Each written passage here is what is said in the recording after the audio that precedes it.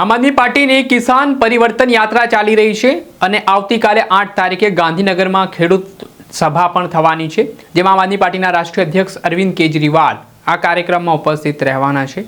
ત્યારે ધારાસભ્ય ગોપાલ ઇટાલિયાનું નિવેદન સામે આવ્યું છે। કઈ રીતના કાર્યક્રમમાં અરવિંદ કેજરીવાલના રહેવાના છે ગુજરાતમાં, વિગતે વાત કરીએ। વૈષ્ણવજન તો તેને કહીએ જે પીડ પરાઈ જાનાને રે। નમસ્કાર દર્શક મિત્રો, નવજીવન ન્યૂઝમાં આપનું સ્વાગત છે। હું છું ફૈઝાન। આજથી થોડાક દિવસ પહેલા ગીર સોમનાથથી આમ આદમી પાર્ટી દ્વારા કિસાન બચાવ પરિવર્તન યાત્રાની શરૂઆત કરવામાં આવી હતી, જે યાત્રા અલગ અલગ જિલ્લાઓમાં સૌરાષ્ટ્રમાં ફરી છે અને આવતીકાલે ગાંધીનગર પહોંચવાની છે। આમ આદમી પાર્ટીના નેતા પ્રવીણ રામની આગેવાનીમાં આ યાત્રા નીકળી હતી, જેમાં ખેડૂતોના જે વિવિધ પડતર પ્રશ્નો છે, સિંચાઈના પાણીનો મુદ્દો હોય, કડદાનો પ્રશ્ન હોય કે પૂરતા પ્રમાણમાં ખેડૂતોને ભાવ નથી મળતા તેનો પ્રશ્ન હોય, શાહીની બાબત હોય, તેને લઈને આમ આદમી પાર્ટી દ્વારા અલગ અલગ મુદ્દે સરકારને ઘેરવાના પ્રયાસો કરવામાં આવી રહ્યા છે। ત્યારે આવતીકાલે ગાંધીનગર ખાતે ખેડૂત સંવાદ મહાસંમેલનનું પણ આયોજન કરવામાં આવ્યું છે અને આ સંમેલનને લઈને આમ આદમી પાર્ટીના રાષ્ટ્રીય અધ્યક્ષ અરવિંદ કેજરીવાલ પણ ગુજરાતની મુલાકાતે આવવાના છે, ગાંધીનગરના કાર્યક્રમમાં હાજરી આપવાના છે। સાથે ત્યારબાદ 9 તારીખે સુરતમાં એક કાર્યકર્તાઓનું સંમેલન યોજાવાનું છે, તેમાં પણ તેઓ ઉપસ્થિત રહેવાના છે। ત્યારે ધારાસભ્ય ગોપાલ ઇટાલિયાએ શું આહવાન કર્યું તે સાંભળો।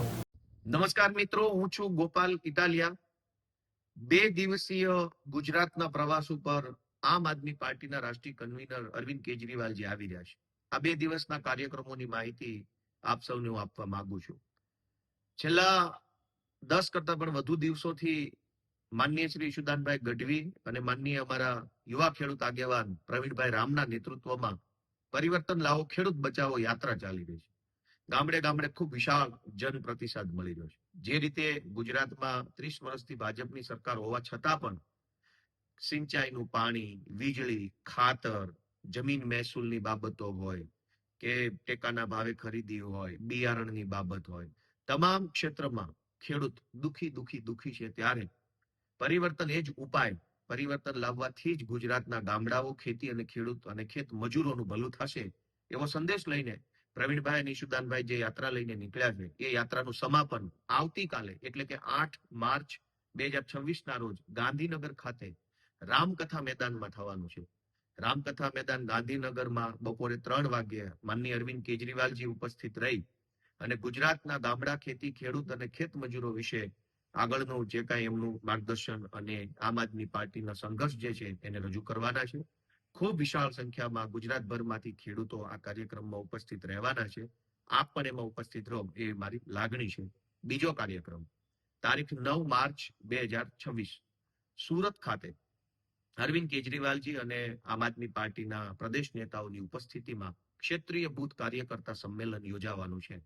9મી માર્ચના રોજ બપોરે 3 વાગ્યે મોટા વરાછાની બાજુમાં ગોઠાણ ગામ પાસે અરવિંદ કેજરીવાલજીની ઉપસ્થિતિ રહેશે। આમ આદમી પાર્ટી છેલ્લા લાંબા સમયથી સંગઠનનું જે કામ કરી રહી છે, ડોર ટુ ડોર પ્રચાર, નાની જનસભાઓ, મહોલ્લા સભાઓ, વ્યક્તિગત મિટિંગો, સોશિયલ મીડિયા કેમ્પેન, આ બધા જ કાર્યક્રમો કરીને આમ આદમી પાર્ટીએ એક સંગઠનની વિશાળ તાકાત ઊભી કરી છે, એક નેટવર્ક ઊભું કર્યું છે, ગામ ઘર સુધી, વ્યક્તિ સુધી નેટવર્ક ઊભું કર્યું છે અને આ નેટવર્કના માધ્યમથી બૂથ લેવલના કાર્યકર્તાનું પાર્ટીએ નિર્માણ કર્યું છે। ત્યારે 20 થી 25 હજાર જેટલા બૂથ કાર્યકર્તાઓનું એક સંમેલન સુરતમાં યોજાવા જઈ રહ્યું છે।